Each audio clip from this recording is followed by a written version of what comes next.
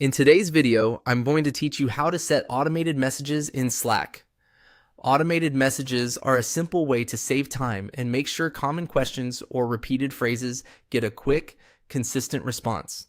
If your team often uses the same keywords, reminders, or replies, this feature can help streamline communication inside your Slack workspace.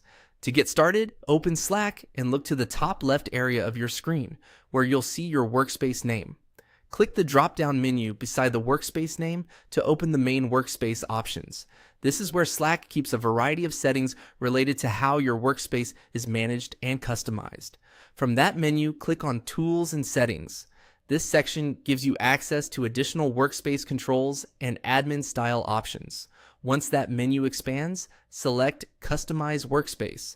This will take you to the area where you can manage custom settings that shape how your workspace behaves for your team.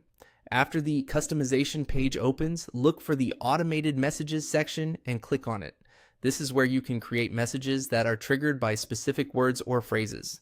It's a useful feature when you want Slack to respond automatically in a consistent way without needing someone to manually type the same reply over and over. Next, click Add Message to create a new automated message. Slack will then prompt you to define what should trigger the response.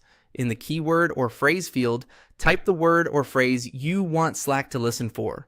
Choose something clear and specific so the automation works the way you expect. If the phrase is too broad, it may trigger more often than intended. Then move to the automated message field and type the response you want Slack to send. Keep your message concise, helpful, and easy to understand. This is especially important if the automated reply is meant to guide teammates, answer common questions, or point people toward the next step. Once everything looks good, click Save. That will store your automated message and make it active based on the keyword or phrase you entered.